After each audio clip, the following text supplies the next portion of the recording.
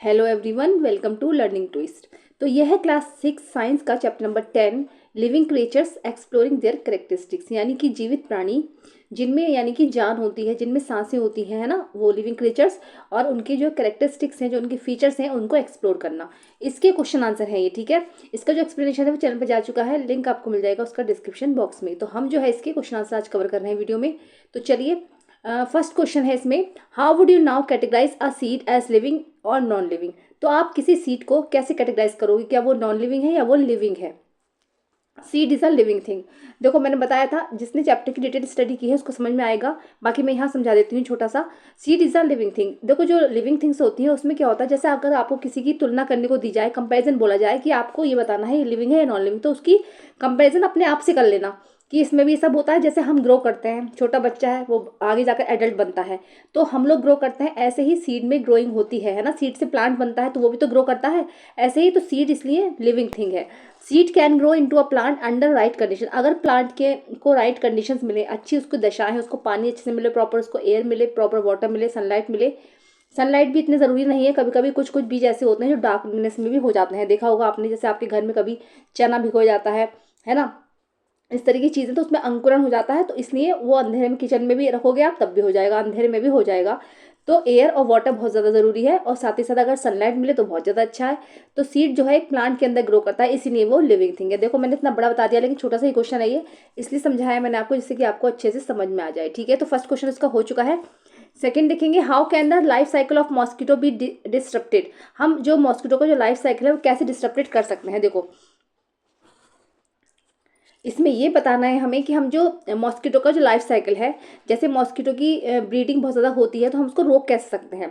तो larvicides are substance use to kill larva, है ना। लार्विसाइड्स होता है एक ऐसी चीज़ है, एक ऐसा केमिकल होता है जो कि लार्वा को मारने के लिए काम में ले जाता है ना।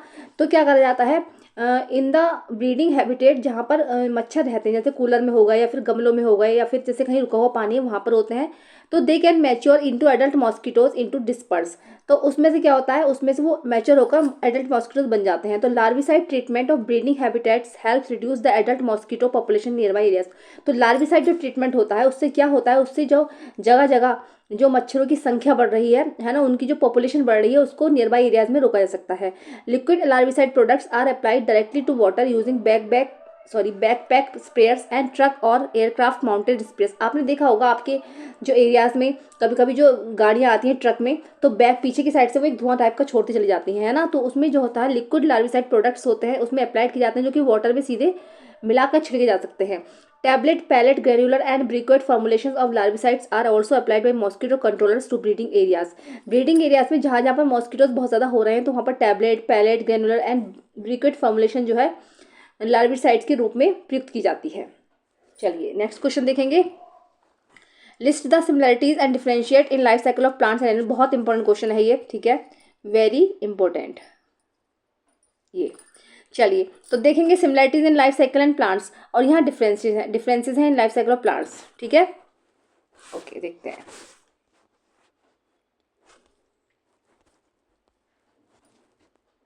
एक कॉलम में सिमिलरिटीज दी हैं प्लांट और एनिमल्स की, और दूसरे कॉलम में जो है डिफरेंशिएट या डिफरेंशिएट है, बताना है प्लांट्स और एनिमल्स का, ठीक है। तो सिमिलरिटीज वाला कॉलम ये रहा है और डिफरेंशिएट का ये रहा है, ठीक है। अब आप देख लेना। तो डेवलपमेंट स्टेज जो होती है, both have distinct stage of development, germination, flooring in plants, है ना।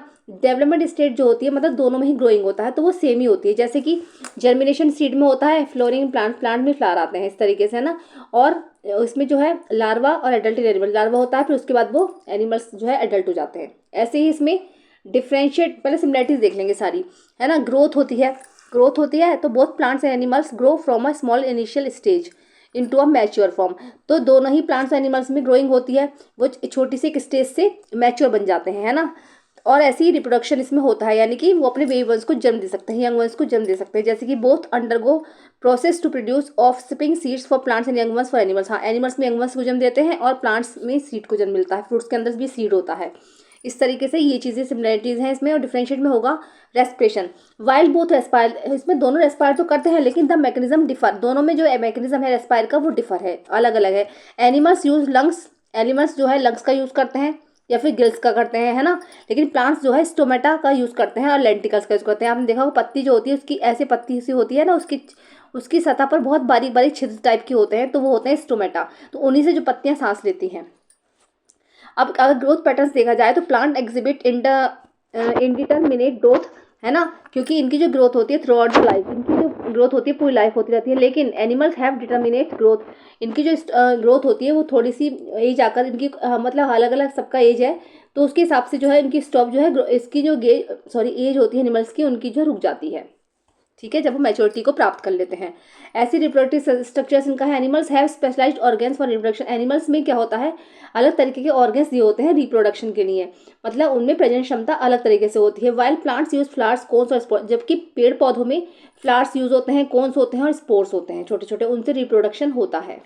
चलिए आगे देखेंगे। चलिए ये वाला क्वेश्चन आप अपनी बुक में देख लेना, आपने अगर स्टडी की है तो आपको अच्छे से समझ में आ जाएगा। इसको छोड़ दे रही हूँ मैं अभी। ठीक है, हम क्वेश्चन नंबर 3 देखेंगे अब।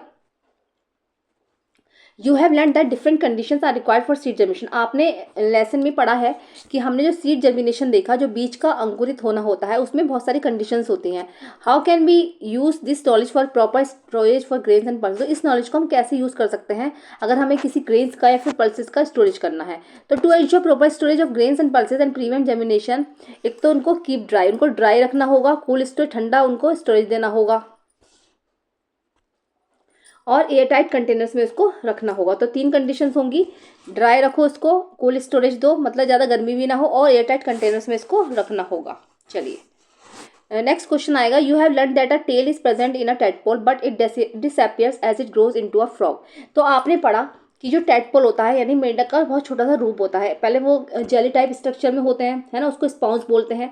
उसके बाद जेली से थोड़ी सी मतलब बड़ी टाइप की हो जाती है, फिर उसमें जो है लार्वा टाइप का निकल आता है ना, उसको बोलते हैं। और उसमें फिर उसका टेडपोल, उसमें टेल होती है, उसमें टेल होती है। ठीक है, तो टेडपोल से जब वो एडल्ट बन जाता है, एडल्ट फ्रॉग बनता है ना। तो जब टेडपोल में क्या होता है, टेडपोल में टेल तो होती है, लेकिन जब वो ग्रो करता है फ्रॉग बनता है तो उसमें टेल खत्म हो जाती है। What is the advantage of having a tail in the tadpole stage. तो टेडपोल स्टेज में टेल का क्या लाभ है, क्या फायदा है, उससे वो स्विमिंग करते हैं। The tail in the tadpole stage of a frog provides, ठीक है, फ्रॉग में जो टेडपोल स्टेज में टेल होती है, स्विमिंग एबिलिटी, इससे क्या होता है स्विमिंग एबिलिटी बढ़ती है। It helps the tadpole swim efficiently in water, है ना, to find food and escape predators. तो ये क्या है, उसमें खाना वाना ढूंढते हैं, अपने घूम रहे हैं प्रीडेटर्स, पता शिकारी विकारी तो कोई नहीं, उसका पता लगा लेते हैं, तो टेल इसमें फायदा देती है। Balance and stability, assist in maintaining balance while moving in water. जब ये पानी में मूव कर रहे होते हैं तो ये बैलेंस को मेंटेन करती है। ठीक है, चलिए नेक्स्ट क्वेश्चन देखेंगे। Charan says that a wooden log is non living as it can not move. Charan ने बोला कि वुडन लॉग जो होता है एक लकड़ी का लट्ठा, तो वो नॉन लिविंग है क्योंकि वो मूव नहीं कर सकता। Charu counters it be saying that it is living because it is made of would. लेकिन चारू कहती है कि वो लिविंग है क्योंकि लकड़ी का बना है। ऑब्टेन फ्रॉम ट्रीज, क्योंकि लकड़ी तो ट्रीज से मिलती है। Give your arguments in favour of और against the two statements given by Charan और चारू। आप अपना आर्ग्यूमेंट दीजिए कि आप किसके फेवर में रहते हैं। देखो जैसे चरण कह रहा है कि the wooden log was once part of a living tree. Wooden log जो होता है वो एक लिविंग ट्री का ही एक पार्ट है, तो बिल्कुल सही बात है। Which was alive and exhibited characteristic of live, जो कि जीवित है, ट्री तो जीवित है ना, और वो करेक्टरिस्टिक ऑफ लिव जो कि लिविंग बींग्स का एक गुण है। उनकी बात अगर देखा जाए तो इस तरीके से। लेकिन अगर चारू की बात बताएं तो, लेकिन अगर एक बार वुड कट गई, once the wood is separate from the tree, उसको अगर एक बार ट्री से अलग कर दिया गया तो it no longer exhibit growth. तो इसमें ना तो ग्रोथ होगी, ना रिप्रोडक्शन होगा, और ना ही जितने भी अदर लाइफ प्रोसेस हैं वो होंगे, इसीलिए नॉन लिविंग थिंग है। ठीक है, इस तरीके से बता सकते हो आप। What are the similarities and distinguishing features in the life cycle of mosquito and frog? तो मॉस्किटो फ्रॉग की जो लाइफ साइकिल है उसमें सिमिलरिटीज और डिफरेंशिएट आपको बताना है। जैसे कि सिमिलरिटीज तो ये हो जाएंगी, both begin life as eggs, दोनों की लाइफ जो है एग से ही शुरू होती है, और बोथ है वह लार्वल स्टेज, दोनों की लार्वल स्टेज आती है। फ्रॉग्स में टेडपोल हो जाते हैं और लार्वा होता है मॉस्किटो में, तो दैट इज इक्वाटिक, जो कि वो पानी में होता है। ठीक है, तो क्या होता है, यानी कि टेडपोल तो फ्रॉग्स में होते हैं, लेकिन लार्वा जो होता है लार्वा मॉस्किटो में होता है। ठीक है, जो कि एक्वाटिक है, यानी पानी में रहने वाले एक्वाटिक एनिमल्स होते हैं जो पानी में रहने वाले होते हैं। डिस्टिंग्विश फीचर्स ये हैं कि मॉस्किटो में 4 स्टेजेस होती हैं। एग से स्टार्ट होती है, egg, larva, pupa and adult. ठीक है, 4 स्टेजेस होती हैं मॉस्किटोज में। एग से स्टार्ट होती है, larva, pupa, egg, larva, pupa and adult. Respiration जो होता है, larva and pupa breathe through siphon. इसमें जो होता है लार्वा और प्यूपा जो है सांस कैसे लेते हैं, वो साइफन्स के द्वारा लेते हैं। ठीक है। अब ऐसे ही फ्रॉग में अगर हम देखें तो फ्रॉग में भी 4 स्टेजेस होती हैं, लेकिन इसकी स्टेजेस अलग होती हैं। दोनों एग से शुरू तो होते हैं, लेकिन एग के बाद टैडपॉल बनता है इसमें, उसके बाद फ्रॉगलेट, फिर एडल्ट। ठीक है, एग, टैडपॉल, फ्रॉगलेट और फिर एडल्ट बन जाता है। रेस्पिरेशन अगर करें तो टैडपॉल्स हैव गिल्स, ये गिल्स से सांस लेते हैं अपनी। Adults have lungs and can respire through this, और जब एडल्ट हो जाते हैं, मैच्योर एक मेंढक बन जाता है, तो क्या होता है, लंग्स से सांस लेते हैं and can respire through their skin, और अपनी स्किन के द्वारा सांस लेते हैं। चलिए आगे देखेंगे।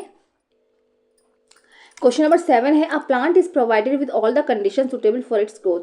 एक प्लांट को प्रोवाइड की गई हैं जितनी भी कंडीशंस हैं, उसको जितनी भी उसकी ग्रोथ वगैरह के लिए कंडीशन सब दी गई हैं। Draw what you expect to see in the shoot and the root of the plant after 1 week. आप ये बताइए, ड्रॉ कीजिए कि आप एक हफ्ते बाद कि शूट से क्या एक्सपेक्ट करते हो या फिर रूट से क्या करते हो। राइट डाउन द रीज़न, और अपना रीज़न भी दीजिए कि आपने ऐसा क्यों किया।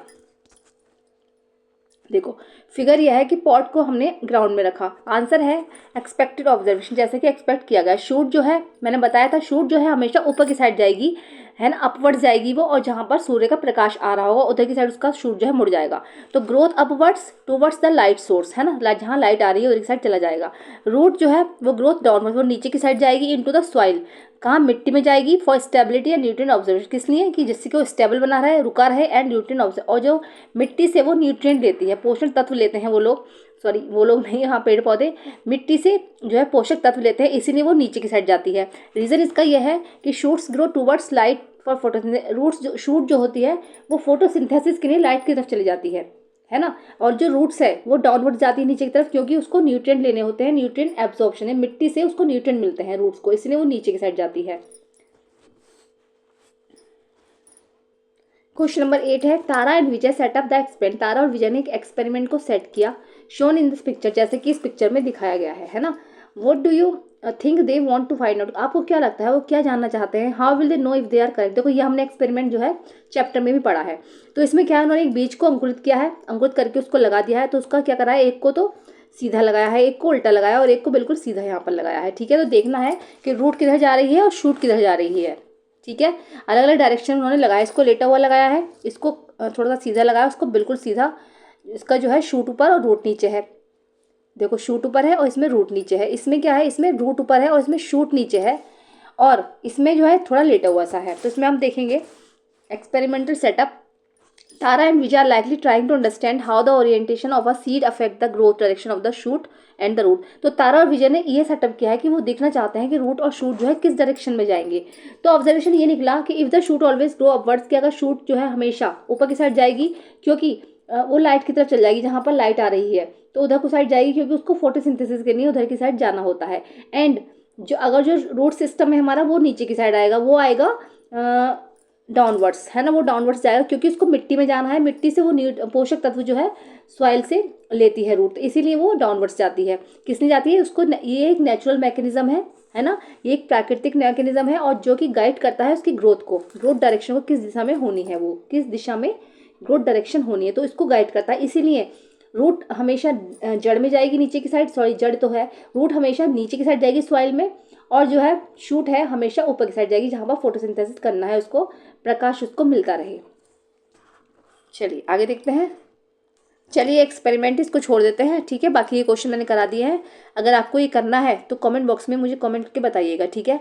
बाकी की वीडियो कैसी लगी ज़रूर बताइए, पसंद आई है तो उसको लाइक करिए, जब मैं फर्स्ट टाइम विजिट कर रहे हैं तो प्लीज़ सब्सक्राइब करिए, साथ में बेल आइकन भी प्रेस करिए। मिलते हैं हम नेक्स्ट वीडियो में। Thank you so much.